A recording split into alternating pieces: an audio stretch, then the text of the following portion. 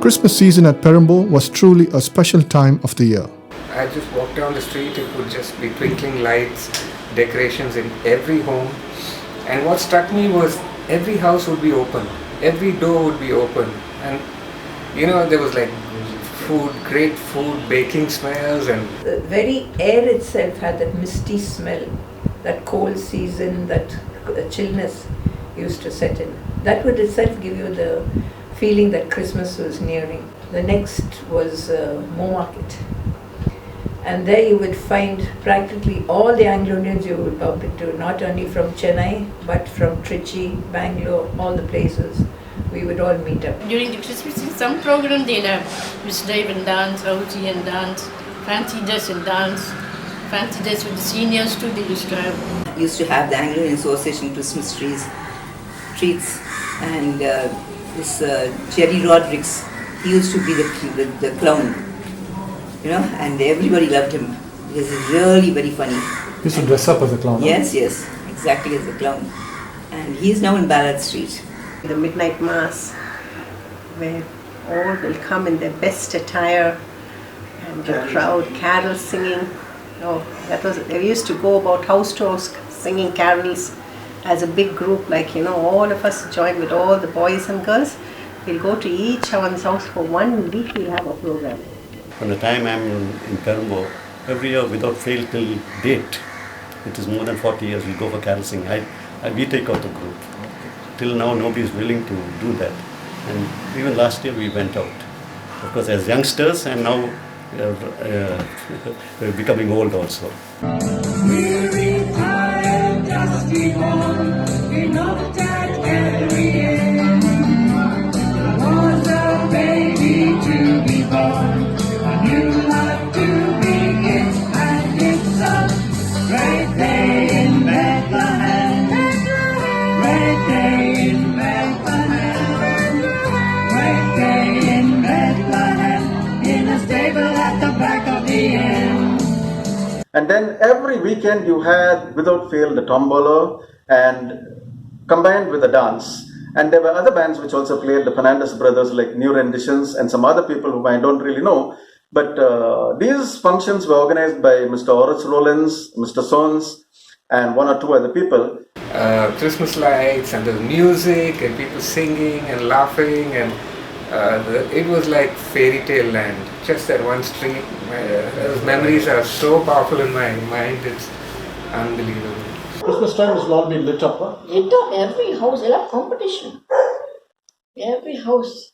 And music and singing and fashion was there. I used to actually get my dresses stitched by Auntie Mary, because her daughters were a similar age group as me and we were all friends. And I remember I was very close to them as well, and Auntie keep her daughter's dresses, her niece and my dress, the last dresses to stitch, because she would not want anybody else to see what we are stitching. You know how it is at that time. It was like you go for mass, Christmas mass, it's more like a fashion parade. Everyone's wanting to see what somebody else is wearing on. So Auntie will hide our material and she won't show anyone our dresses. And literally mass starts at 11 o'clock, Auntie is still stitching our dresses at 9 o'clock in the night. So we'll go to Auntie's house, get dressed and go for mass. Your dresses are all for Christmas and Easter. Oh, Gani. Nowhere else. And how we are so lost without her. I don't think you'll ever get another tailor like her. Now it is Alauddin, but I call him Aladdin. I cannot call him Alauddin now. I call him Aladdin now. We go to him. Where is he? Persavakam. Perambur Barracks Road, from that Waikiki complex. That on that road he is there. Me stitching my daughter's wedding dress. You never tried charms, huh? No, that is one different set of people who will go to charms. There was my friend Heather Danigan, and now she's Heather Morris. She's also in Australia, and she'll go to charms. So we both used to go. She'll go to charms, and I'll go to Gani. My mom and my uncle used to make cake as well in the house, and I remember them, they put the cake in those trays and take them down to Ajanta Bakery. There was another bakery, I can't remember that name, but Ajanta Bakery was one of them, to get them baked. And it used to be awesome. Serena Rosario lives in Perth with her husband Sean and their two daughters Chantel and Shauna. She makes it a point to come down each year to give a Christmas treat to the poor in the community at Perambur and Ainavaram. Growing up, I know what it was to have financial difficulties. My parents struggled a lot financially. I was fortunate enough to have, I could say, like guardian angels. My aunts were very always there for us, not just financially but morally also there to support us. But also I know what it is, like the value of a rupee or a dollar. So for me, I feel if somebody is struggling, I feel that I have to help them because I know I've been there, I've done that, and I know what the struggles are. She has used crowdfunding for her cause to good effect. They did not know that they are going to be given money for Christmas. So when they actually opened that envelope and they seen that there is money there, they cried, and they said, whoever it is, because we did not say our names last year, we said let it just be unknown. They cried and said, please tell that person thank you. So I think that touched me a lot. Hopefully people tend to realize, people living overseas tend to watch videos like this and come forward as well and do something for the community, because there are a lot of people in Madras who need help. In 2019, she ran a dance in Perth under the banner of Anglos in the Wind, which was a sellout, and used the proceeds to host a Christmas party for the poor in the community from different parts of the city at St. George's School.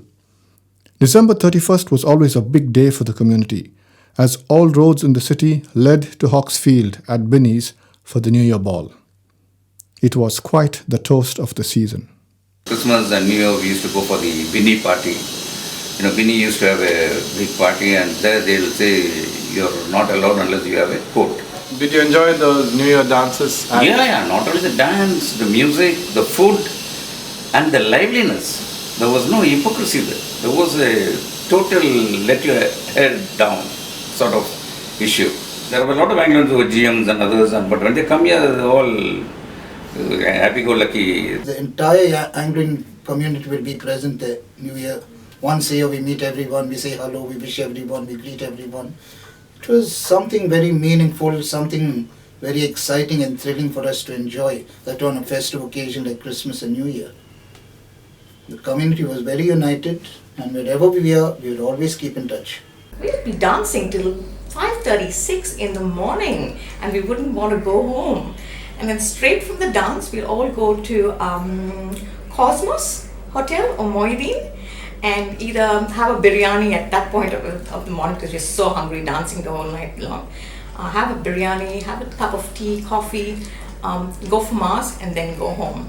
They had groups like these Rhythm Aces and Blue Diamonds and other things. In fact, if you go to Martha Studio in Perambur, you will still find photographs of these people all neatly sitting on chairs with the cards painted out in front of them.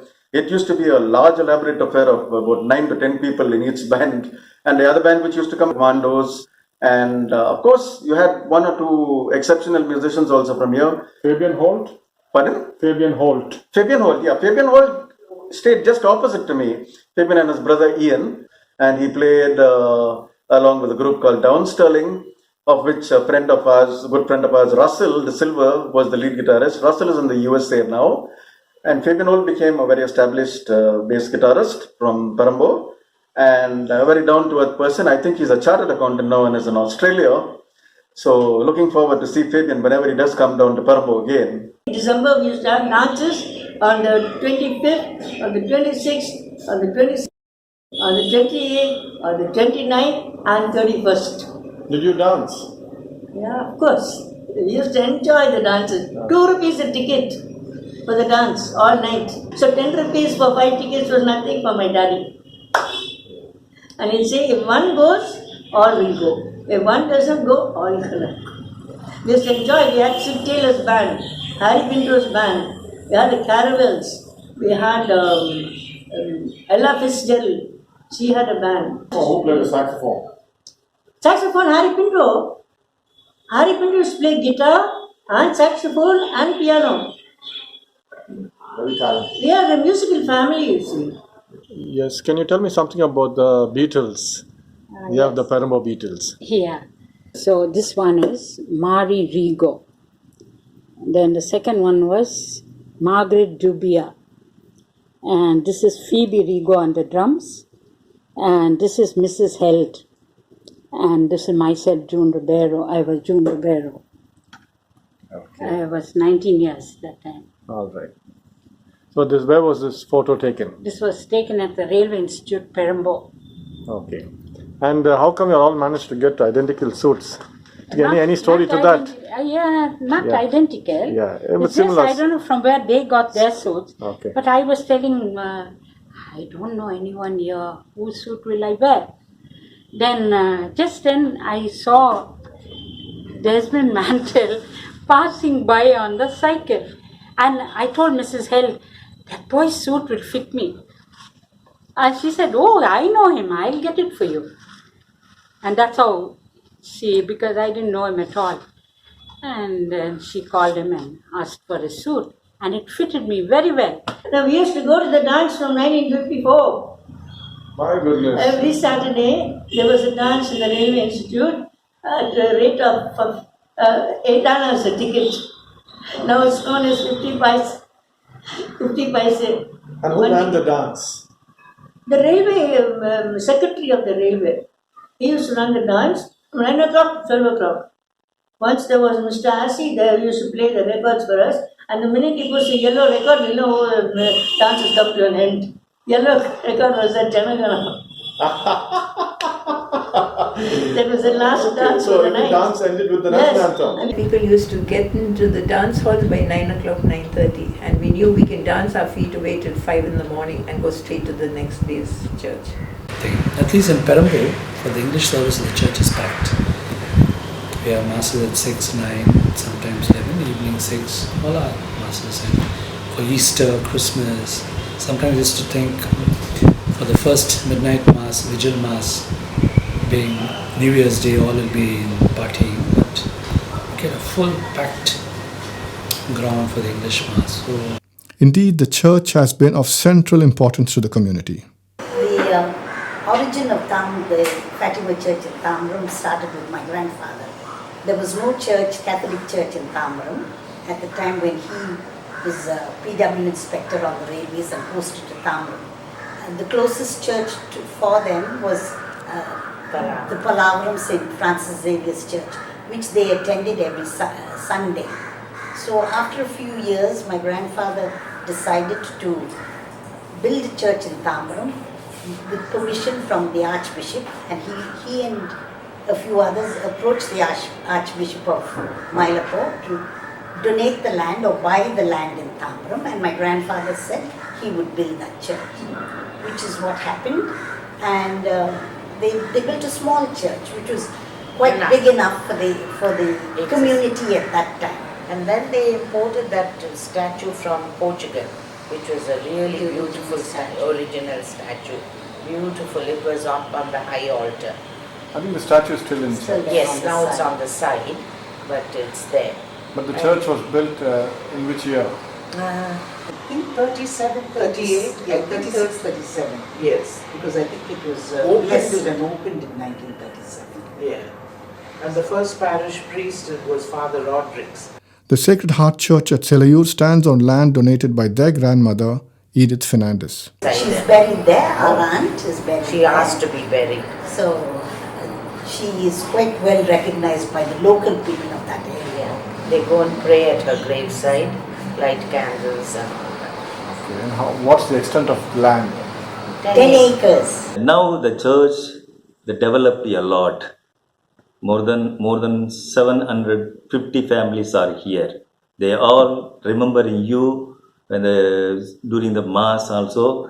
And also we started the school also. Mount Carmel Matriculations School also we started flourishing because of your generous heart. So thank you very much. On behalf of our Tamil Nadu Carmelite family, I am very grateful to you. Thank you very much. God bless.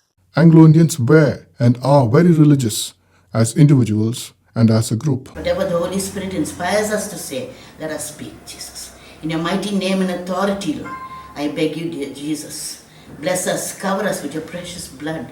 Precious blood, Lord Jesus, for your precious blood. By your wounds and by your stripes, we are healed, Jesus. We say religion, but it's actually a relationship with God.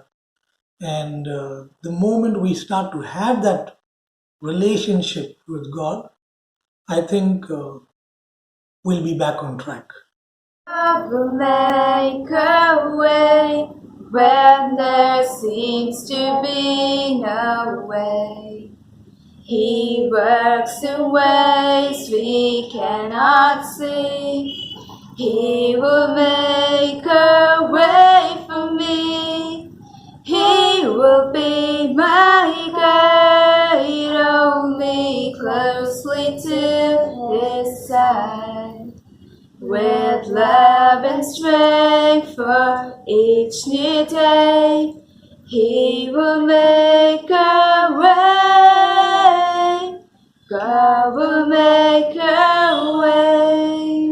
Because Anglo-Indians have always been Christians, and so even though when you look at the world today, some of the Western countries, where Christianity is sort of fading away a little bit, but the Anglo-Indians are still very faithful, and that's a very strong identity. They're trying to help their children, which is a kind of challenging thing these days.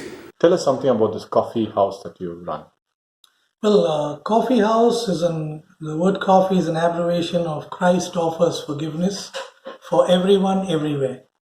And I used to drink a lot in the past, and I used to do a lot of wild things. And it almost ruined my life. So when I gave my life to Jesus, I decided to use the word of God and through music reach out to our community, because our community loves music and very talented in musicians in our community. There's so many young girls and boys who can sing, who can play instruments. So why not? Why should the devil have all the fun? God is good all the time. Through the darkest night, His light will shine. God is good. God is good all the time.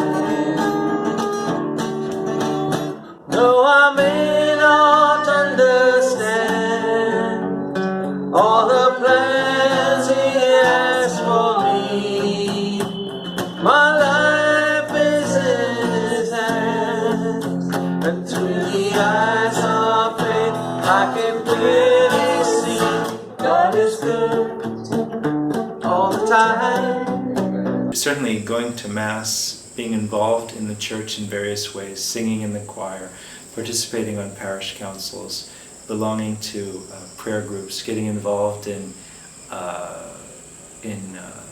parish feasts, making pilgrimages from time to places like Velankani or to Lourdes or Fatima or Bandel.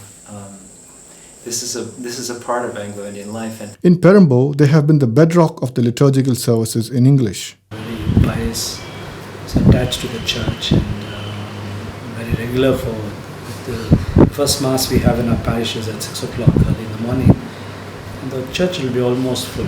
So we have that type of very devout Anglo-Indians who are very faithful to the faith and to the Mass and other practices. If you go to any Anglo-Indian home, unlike the Tamil-speaking community, 99.5% of the Anglo-Indian homes will have the picture of the Sacred Heart, and most of them would have consecrated their family to the Sacred Heart. Hold me close, let your love surround me. Bring me near, draw me to your side.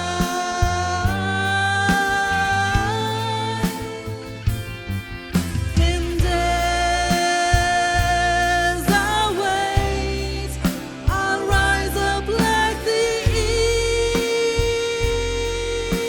eagle. Anglo-Indians who have emigrated have taken their musical and liturgical skills to parishes abroad. The Lopez family is one of them. Straight away he joined the choir, and as I said, he had a beautiful voice. When he sang there in the choir that first Sunday, those people were wondering how he knew all the hymns, where he learnt it, because at that time all the hymns were familiar hymns that we were singing here. Then after that they used to employ him for weddings. We do more than that, Richard. We are part of a choir. We sing in the church regularly. And yes, we go to Mass every day, if we can. Do you sing? No, Richard, I've never been a singer. But you know, after this lockdown came in, I must make a confession to you. The services have so much of singing. So we keep singing along. Whom do you follow in terms of your Mass online? I love Michael Piperly. I enjoy his masses. There's Rob Gallier, which is really excellent. He comes on a Sunday. I do go to Logos Bangalore, Father Joe's, and I've seen a nice mass from, I've watched it very often from South Africa. It's the Jesuits. They're very good. Largely I've been with Michael Piperly. I feel that that priest is so down to earth. Anglo-Indians are very religious, aren't we? More ritualistic than real religion, because we like a good time, we like to have a sip, we like our dancing, we like our guitar playing, our smutty jokes, but nothing, no malafide in that. It's just, everyone must have a good time. Your kiss to me is what a fortune. Your love for me is everything. I guess I'll never know the reason why I love you as I do. That's the wonder of you. Yeah.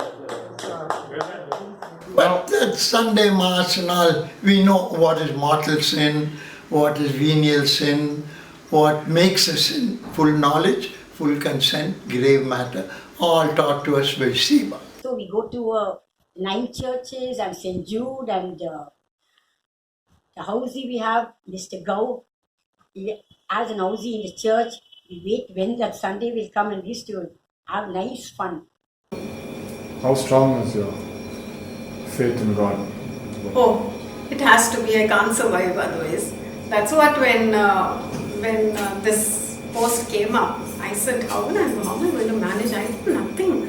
I have no confidence in myself, and how will I do it? And then the verse that came to me was in 1 Corinthians chapter 1, 23 or 24 or something, where it says that he takes people who are ignorant and who are incapable of things and makes them do great things so that his strength and his power works through them. Most of our children, I can say, from my observance I can say, they become very pious because there is such a lot of communication, WhatsApp, and we start sending religious texts and hymns and all that. Of course, there are things also which corrupt, but I think especially our girls are leading more religious lives because there are so many conventions, meetings I go to. I see a lot dotted with a lot of Anglo-Indians, which we never used to see before. It is this piety that often drives Anglo-Indians to undertake pilgrimages. Pilgrimages to the shrine of Our Lady of Mount Carmel at Kovalong, which in the past used to be by boat, and to that of St. Jude at Khartoum have been popular for decades. Our cameraman Nicholas Moses and I decided to join the group from Perambur on their pilgrimage to Khartoum in March 2017, and we were surprised to see 4 van loads of people on the trip. We paid our fare of Rs 120 each to the organizers, Mr. Godfrey Miskit and Mrs. June Mantle, and hopped onto a van. The journey took us about an hour and a half, and on the way hymns were sung, the rosary was said, and some gave their testimonies on how St. Jude interceded for them. This person conceived after 11 years. Mrs. Miskit survived a massive heart attack a few years ago, while this lady, Mrs. Hyson James, is praying for her son to excel in cricket. Those seeking emigration to Australia fervently prayed to St. Jude, calling him their visa saint. So after Mum went there, she went and spoke to the priest and somebody else, and before a year was out, we got papers to go. So the church helped the community? There, yes, there. Remember the name of the priest? Yes. He was an Irish priest, Father McSweeney, John McSweeney. How was it when you first moved to Sydney? Did it take time for you to adjust to No, not at all, because I mean, we had a Western culture here anyway, so it was very easy. The language was no problem because everybody spoke English. Accent was slightly different, but we were very welcomed by the Australians. But there were challenges on the way. Or once or twice in a butcher shop, I said, look, I speak English better than you. I told him. And the same thing happened in the bank once. Standing, and they're calling next. And all these people were jutting off. I said, my money is the same as yours. As soon as you open your mouth, they think because of our color, we didn't know English. But it wasn't their fault because the Greeks, the Italians, the Lebanese all came before us, but no English. So they thought that we were classified as Indian. And we were classified as Indian. So they think Indian means dark people, no English, you know. So it was a bit hard. Indeed, emigration has not been a walk in the park, and families had to give it their all. It wasn't easy for us to go up to Australia, but they just kept pushing themselves and they were all out for us to go out to have a better life. Dad worked from one job to the other, worked on the rigs. Mum did as much as she could.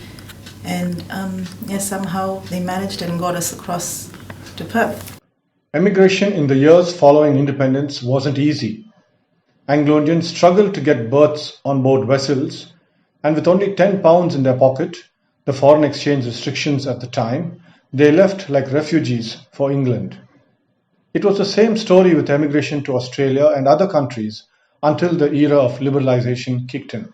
I guess everyone who comes here goes through those first 2 years are very hard. But once you pass those years and you get through everything, you get to know the system and the change of life over here. You get used to everything. And today we're laughing as people would say. It started early, just after Indian independence. And then in the mid-60s, that's when the community really started to reduce in number. There were people just leaving for Australia, leaving India for Australia like hotcakes. Every day you had 2 or 3 families leaving. And Perambur, it was not only in Perambur, it was in Webbury and other places. Many parents gave up a settled career in India and moved overseas so as to give their children better opportunities. Although we had good positions here, we were well off, we had our own house, we had good jobs, we were well respected. But for the sake of Jackie and for our education, we thought that was the best move. Dad did it pretty tough. He, after having a really good life here, he pretty much went into a factory when we moved to Melbourne and worked shift work, 12 hours a day.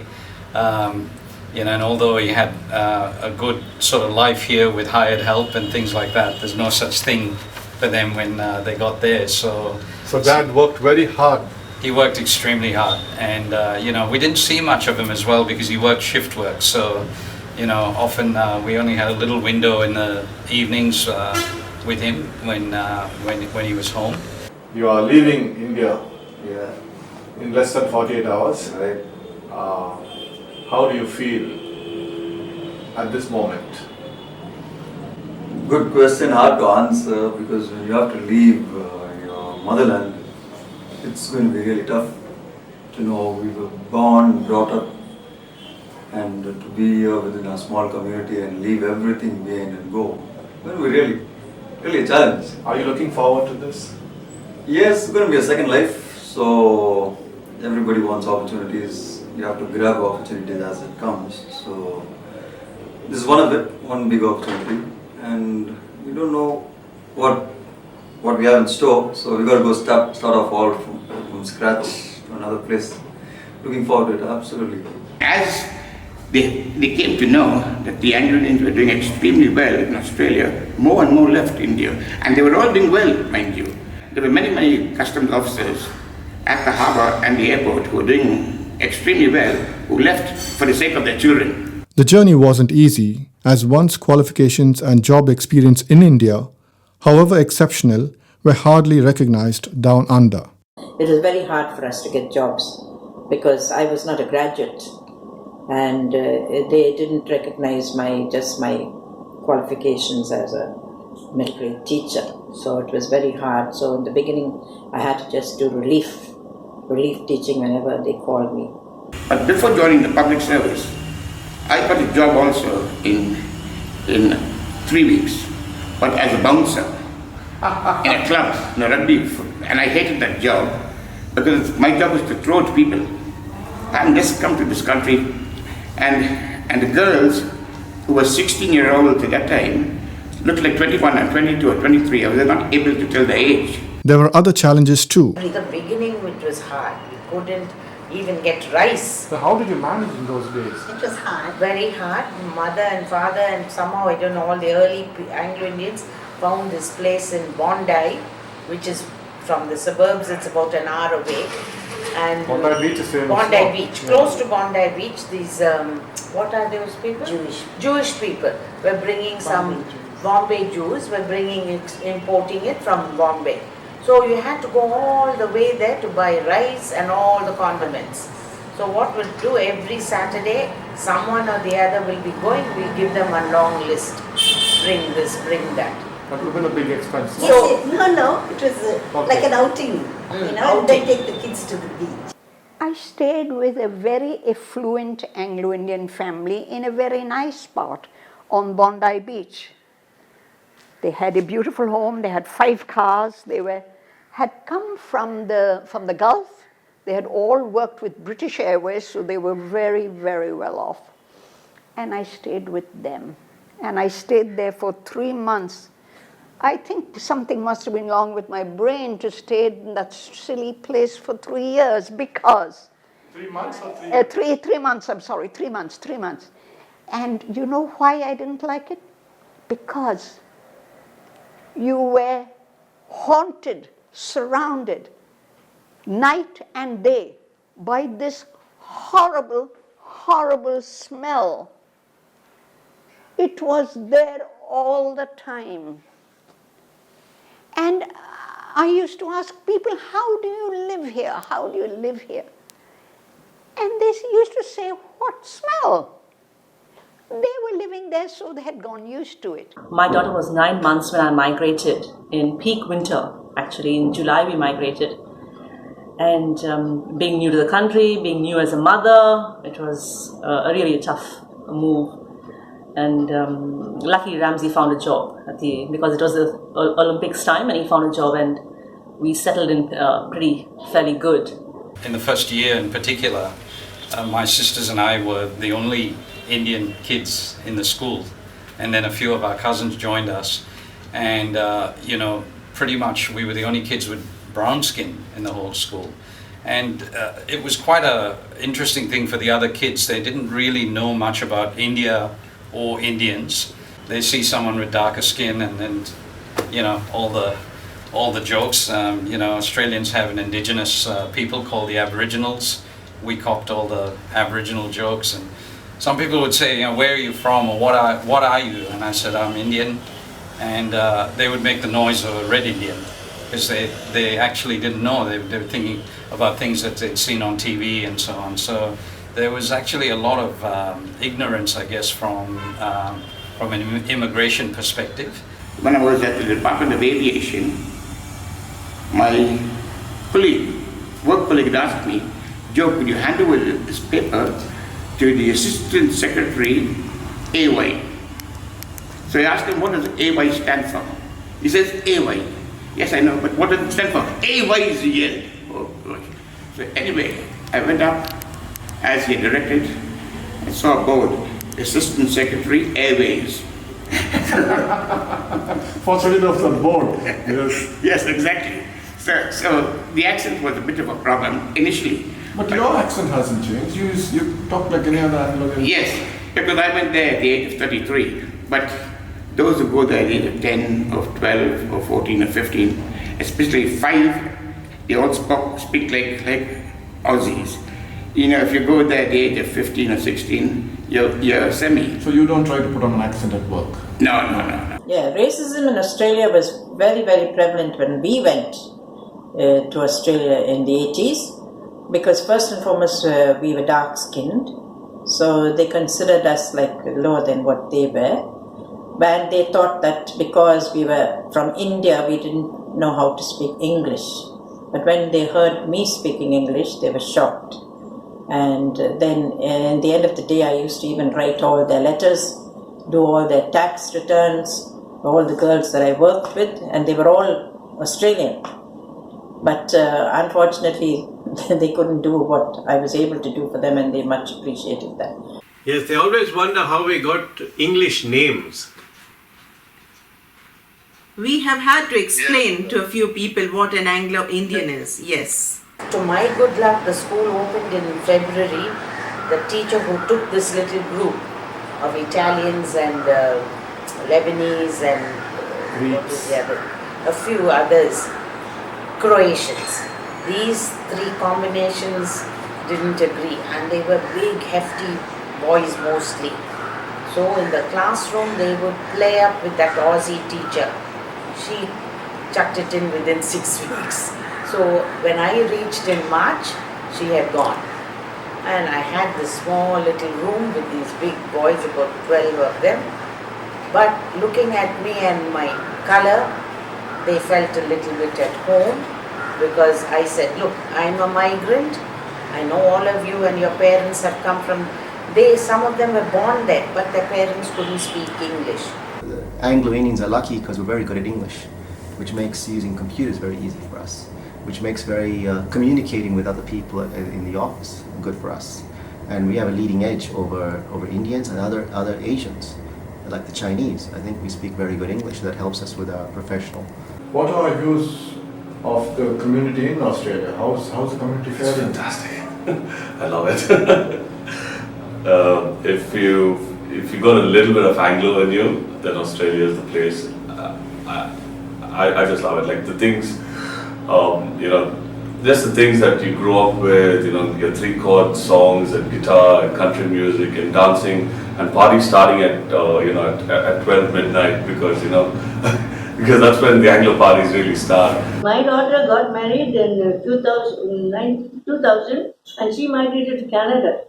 Where's your son now? My son is in Australia, Melbourne. Okay. He's trying to take me, but unfortunately this COVID virus is coming and can't do much. So I have to wait and I have to do God's will in my life.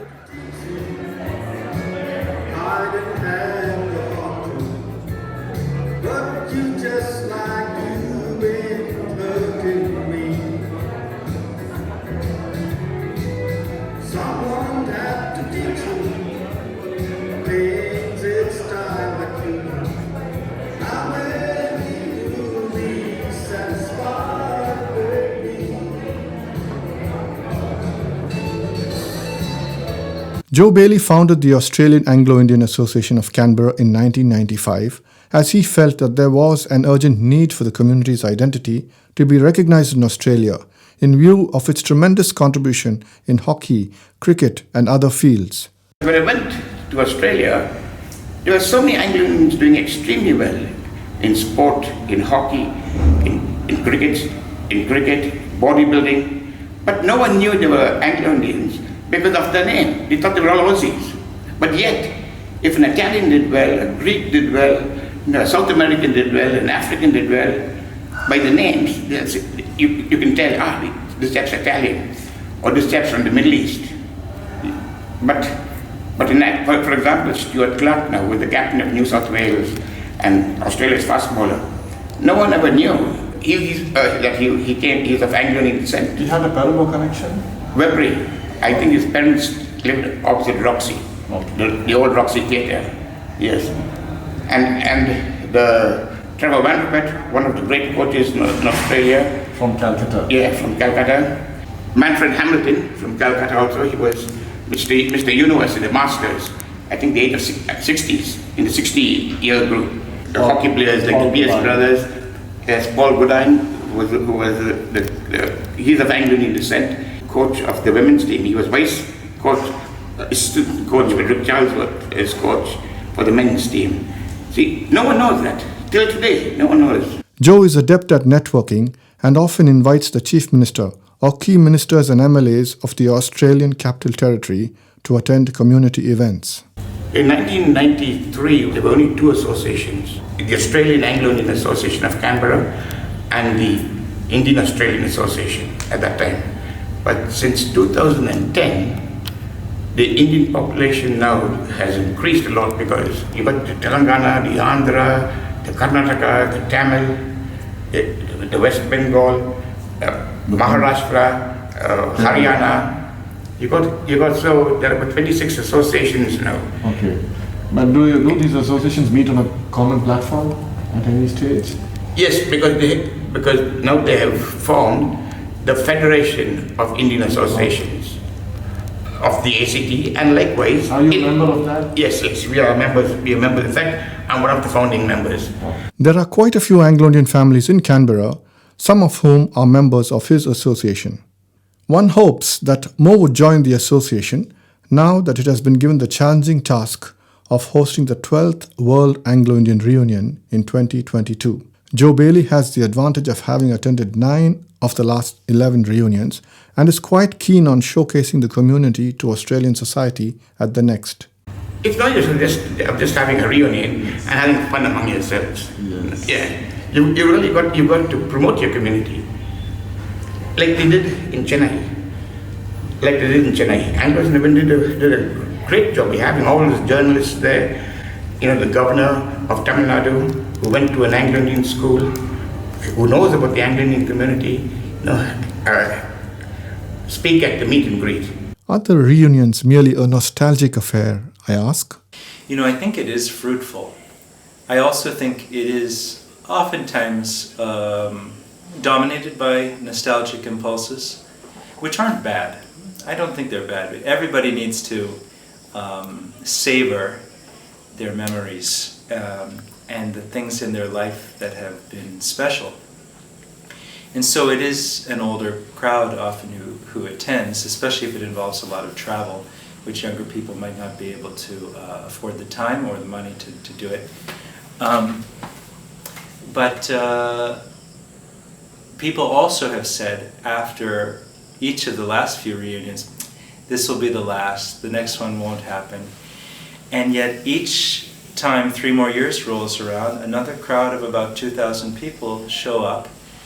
And so, so what does that mean? It means that younger Anglo-Indians are coming to these things gradually over time. Young at a reunion might mean 50 or 55. I've also published a paper on the reunions, looking at them as a ritual and pilgrimage for Anglo-Indians that they engage in, so that they can be Anglo-Indian for a week. That's something that has been seems really important to them. Think of 2 young lovers running wild and free. I close my eyes and sometimes see you in the shadows of this smoke-filled room. No telling how many tears I sat here and cried, or how many lies that I've lied, telling my poor heart she'll come back someday.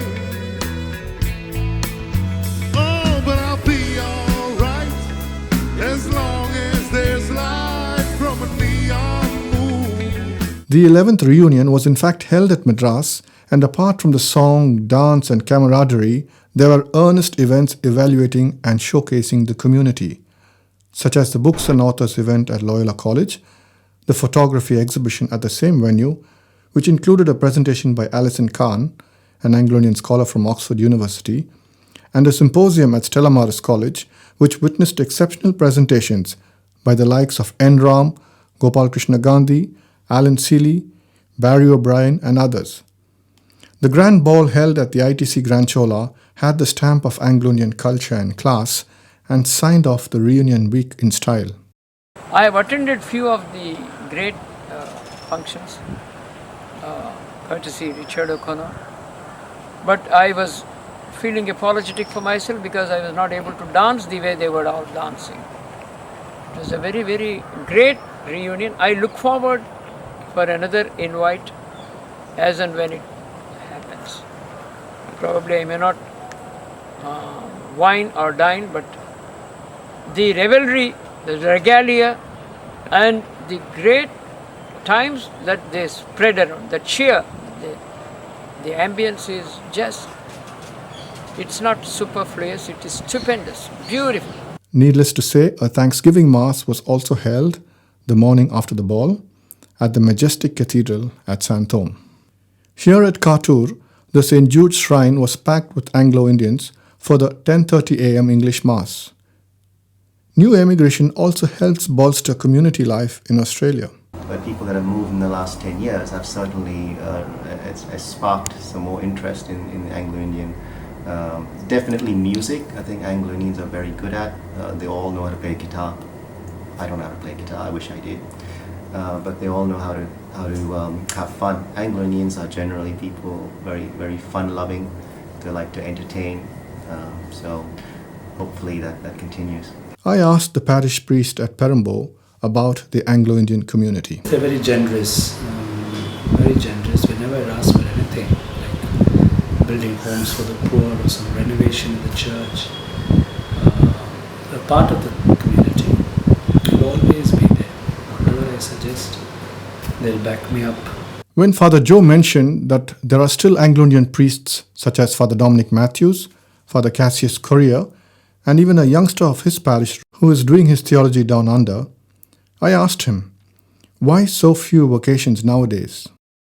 Today, it's a big challenge for the Anglo-Indian community because children, big problem. They have only one child, many families, and so to send that one child, even now in my parish, a small boy is asking me, I'm going to join Father.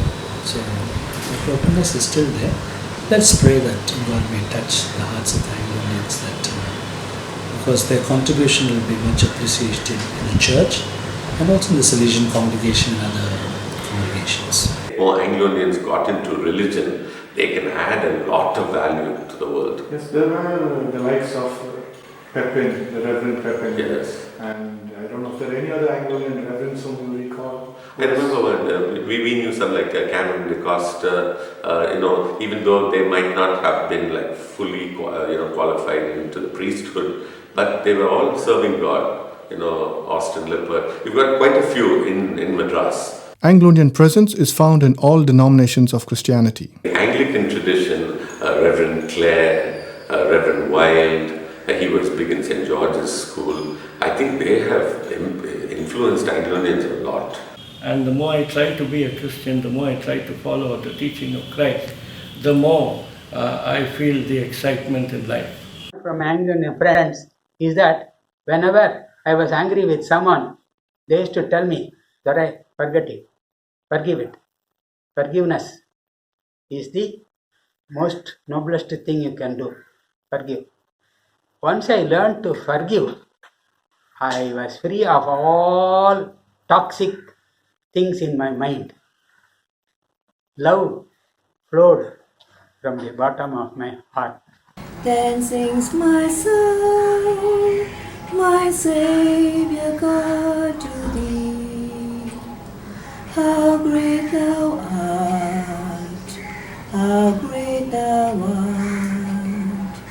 Then sings my soul, my Saviour God, to thee. How great thou art, how great thou art. Great is thy faithfulness, O God my Father. There is no shadow of turning with thee. Thou changest not, thy compassions, they fail not. As thou hast been, thou forever will be. Righteousness, peace, and joy in the Holy Ghost, that's the kingdom of God.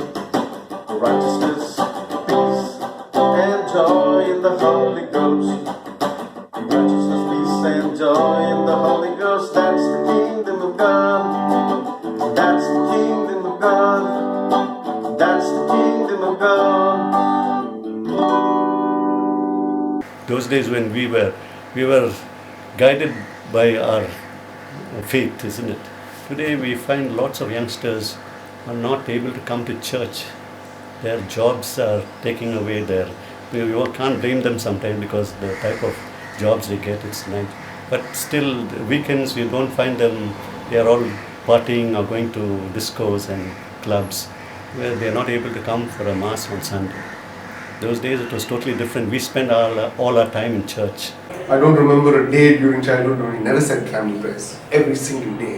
That's out the window now. So as a community, people change. This having time now. We pray. Church is about the only time where you focus on that. But So church is more about prayer or about community life? for me, community. Yeah. Prayer for me is very personal. It's extremely personal. So I stopped going to church when I was 18. For personal belief systems, I don't believe in organized religion. I believe in God, but not in organized religion. They were priests committed to the profession. Now it is commercial. So you go to Assembly of God, eh? Any church. Except the Catholic. God is everywhere. Except the Catholic. No, I go for funeral masses, christening masses. I'm invited for some of them. So it's a variation of mass. First Holy Communion, then memorial services. It's not just the regular Sunday Mass where, I feel I'm marked present there. Last week I was marked absent. So you were born a Protestant? Yeah. Okay. But somewhere in your spiritual journey, you've become Pentecostal? Through my sister Esme. She's a polio, and from the age of 3 years, she was affected with a polio, and through her, the full family has come out for the Lord, through her life. Some attend the late Sam Cheladurai's Apostolic Fellowship Tabernacle in Wepri. Others worship at the Assembly of God in Littlemount. A few are also Jehovah's Witnesses. Are you still a Jehovah's Witness? I'm still a Jehovah's Witness. Okay, where do you go to worship? We have kingdom halls all over Chennai. We have different branches all over Chennai. So whichever is closest to us, like when I was in St. Thomas Mount, I used to go to Alandur, and now I'm in Manapakam. So we have, now that we are in Manapakam, we have a lot of places like Valsarvakam and Santo. There are a lot of branches everywhere today. The Risen Christ Church is a few minutes away from Perambur and is popular with Catholics staying at Peravallur, Kolathur and Periyar Nagar. You are staying here very close to Perambur, and where do you go for your Mass? I go to Risen Christ Church, which is just down the road. It's a nice place, and the people who come out there are great. You have a few Anglos here? Plenty. We have both the choirs out there. I think it's all the juniors and the seniors. They are great. The majority of Anglo-Indians are Roman Catholic and strongly believe in the intercessory power of Mary. Deeply devoted to Our Lady, because Our Lady of Lourdes Shrine, I was baptized there. I had my first communion there, confirmation. I got married there. My eldest son, Morris, was baptized in Perambur. So you must be saying the rosary every day. We were brought up that way, Richard. Dad made the rosary something very important, and we continued and it. you passed on that to your children? I did. They both wear rosaries around their necks, actually. Although they both moved out from here. Morris is in Sydney, and Nathaniel is in New Zealand. There seems to be a doubt that the third secret of Fatima is still not released, and many of the scholars today feel that we are going through that time now. Used to be active in the church? Very active. Up to now, I'm active. I'm a vice president in the Legion of Mary.